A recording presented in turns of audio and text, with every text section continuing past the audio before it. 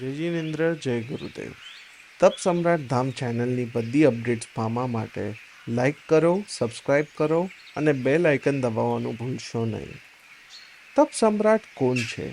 Who is તપ સમ્રાટ?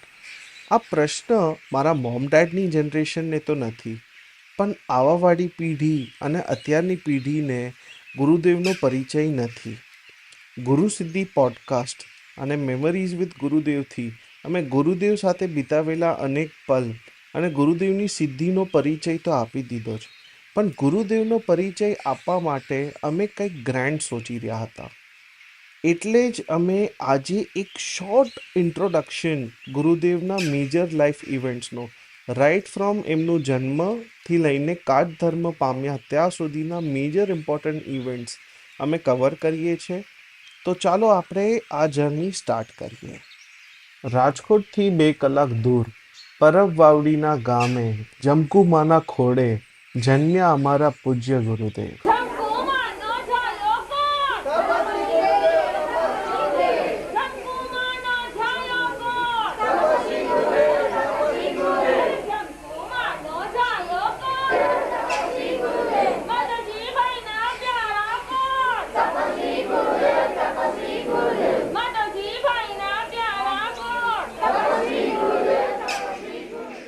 જમકુમાં જે ગુરુદેવને જન્મ આપ્યો, માનો ઋણ તો ક્યારેય પૂરો જ નથી થતો, પણ જે માં આવા મહાન તપસ્વીને જન્મ આપે એનો ઋણ ખાલી એમના બાળક પર નહીં, આખા સમાજ પર હોય છે. તમસોમાં જ્યોતિર્ગમયા, અર્થાત મને અંધકારના માર્ગ પરથી પ્રકાશના માર્ગ તરફ લઈ જાઓ. ગુરુદેવનો જન્મ આખા ભારત વર્ષે ઉજવ્યો હતો, કારણ ગુરુદેવ દિવાળીના દિવસે જન્મ્યા. કાળી ચૌદસનું અંધકારના જેમ બાદ દિવાળી રોશની અને પ્રકાશ લઈ આવે, તે જ રીતના ગુરુદેવ ગાઈડિંગ લાઇટ બનીને અનેક ગુરુ ભક્તોના મનમાં પ્રકાશ અને તેજ લઈ આવે છે. આજથી 20 વર્ષ બાદ મારા જેવો એક ઓર તપસ્વી આત્મા શાસનનું ગૌરવ વધારશે. આ ભવિષ્યવાણી માણેકચંદ્રજી મહારાજ સાહેબે આપી હતી જ્યારે બાળપણમાં પૂજ્ય ગુરુદેવ એમના દર્શન માટે ગયા હતા. ગુરુત્વ આકર્ષણ, આ કોમ્પ્લેક્સ શબ્દને જો મને કોઈને એક ઝલકમાં સમજાવવું હોય તો આ પેઇન્ટિંગ અને આ ઇન્સિડન્ટ એ વસ્તુનો બેસ્ટ ઉદાહરણ છે. બાળપણમાં ગુરુદેવ જ્યારે પરબ વાવડીથી નજદીક ભેસાણ ગામમાં પ્રાણ ગુરુના દર્શન કરવા ગયા હતા, તો એમની પહેલી ઝલકથી જ ગુરુદેવને ગુરુત્વ આકર્ષણ થયું અને સંયમના ભાવ જાગ્યા. એ એમના ખોળામાં પડીને માત્ર એક વસ્તુની રટ કરતા, મુજને સ્વીકારી લો મારા ગુરુ પ્રાણ.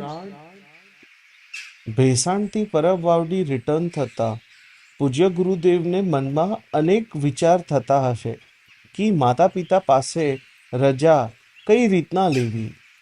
માધવજી બાપાએ તો આજ્ઞા ઇઝીલી આપી દીધી, પણ જમકુમાં તો માં છે, એ રજા કઈ રીતના આપી દે. એમને એક શરત મૂકી, જો રતિ તારે દીક્ષા લેવી હોય અને મારી આજ્ઞા જોતી હોય તો મારી એક શરત છે કે જ્યારે મારો અંતિમ સમય હોય ત્યારે તારે મને દર્શન દેવા આવવું પડશે. અને આ કહીને ગુરુદેવને દીક્ષાની રજા અને આજ્ઞા આપી દીધી. આ સેમ વચન આદિશંકરાચાર્યના માતાએ એમનાથી માંગી હતી. ફાઇનલી તે દિવસ આવી ગયો. જૂનાગઢમાં ગુરુદેવે એમના બધા સંસારી સંબંધોને ત્યાગી હરેક વર્લ્ડલી ટાઈસ કટ કરી સંયમનો માર્ગ અપનાવ્યો અને એમના પ્રિય ગુરુ સૌરાષ્ટ્ર કેસરી પ્રાણ ગુરુના હાથે એમને રજોહરણ પ્રાપ્ત થયું અને એમના સંયમના માર્ગની શરૂઆત થઈ ગઈ.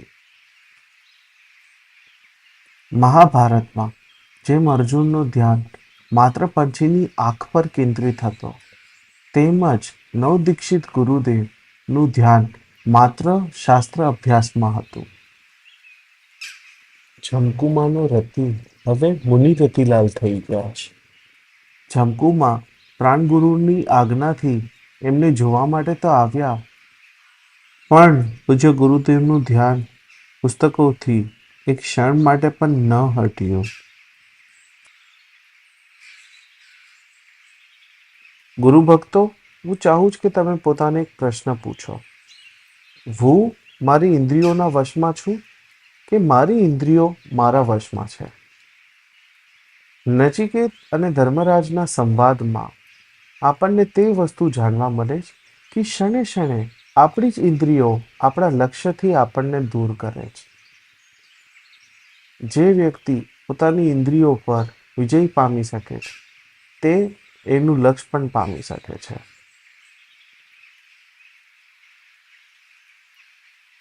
ગુરુદેવ સમયનું ખૂબ સદુપયોગ કરતા.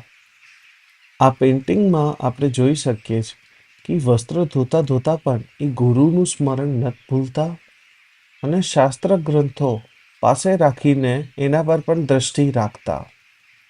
સ્વયંના કર્મ સાથે ગુરુ સ્મરણ કરવું તે સૌથી મોટું પ્રકારનું ધ્યાન છે. ગુરુ સાથેનો સંબંધ ગુરુના કાળ ધર્મ પામ્યા પછી પણ તૂટતો નથી.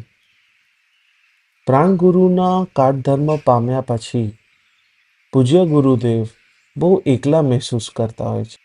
ગુરુદેવને જીવવા માટે કોઈ ઉમંગ જ નહોતો રહ્યો. પોતાના શિષ્યને આ અવસ્થામાં જોઈને પ્રાણ ગુરુ કાળ ધર્મના ત્રીજી રાત્રિએ ગુરુદેવને દિવ્ય રૂપી દર્શન આપે છે અને કહે છે, હે મારા શિષ્ય, મરવું જ હોય તો તારા સ્વભાવને મારીને પછી મૃત્યુ પામજે. મહાભારતના વિરાટ પર્વમાં મહારાજ વિરાટ ક્રોધિત થઈને પાસા કંકવેશધારી મહારાજ યુધિષ્ઠિરના મોઢે ફેંકે છે. મહારાજ યુધિષ્ઠિર લોહી લુહાણ હોવા છતાં મહારાજને માત્ર એક પંક્તિ કહે છે, તમારો વાંક નથી મહારાજ. ક્રૂરતા શક્તિશાળીઓને ઝડપથી આવે છે.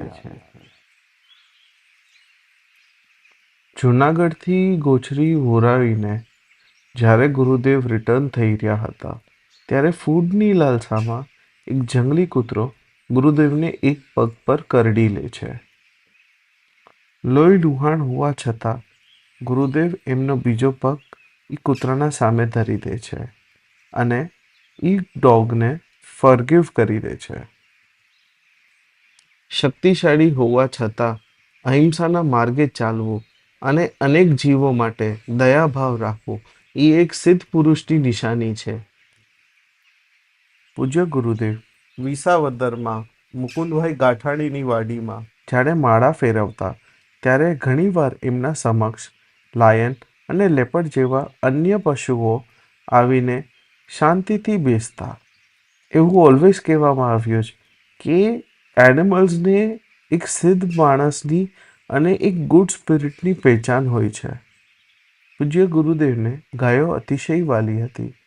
એમને ગાયો માટે એક ગૌશાળા પણ ખોલી હતી જેના અંદર ગીતાગાઈ નામની એક ગાય હતી. એચજે હોસ્પિટલમાં જ્યારે ગુરુદેવ કાટધર્મ પામ્યા ત્યારના ખબર ગીતાગાઈ સુધી કોઈ પણ નહોતા પહોંચાડ્યા, પણ ગીતાગાઈએ ખાવા પીવાનું છોડી દીધું જે દિવસે ગુરુદેવ કાટધર્મ પામ્યા.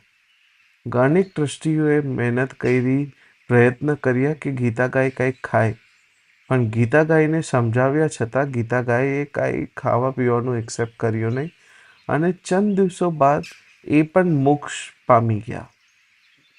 હજી પણ ગાયોએ ગુરુદેવનો સાથ નથી છોડ્યો. અમારી ગૌશાળામાં 500થી વધુ ગાયો છે અને તપસમ્રાટ તીર્થધામ પર પણ ઓલવેઝ તમને ગાયો જોવા મળે છે. ગુરુદેવે મારા મમ્મીને વચન આપ્યું હતું કે મારા જન્મના 1.25 મહિના બાદ મમ્મીએ મને લઈને ગુરુદેવના દર્શન કરવાના છે. મારો જન્મ 1 જાન્યુઆરીના છે અને 1.25 મહિના બાદ 8 ફેબ્રુઆરી આવે. 8 ફેબ્રુઆરી હરેક ગુરુ ભક્તોને ખબર છે કે ગુરુદેવ એ દિવસે કાટધર્મ પામ્યા છે. એચજે દોશી હોસ્પિટલમાં આ અવસ્થા કોઈ ગુરુદેવની જોઈ નહોતી. હરેક ગુરુ ભક્તો અને એમના શિષ્યોની આંખો અને હૃદય ભરાઈ ગયા હતા.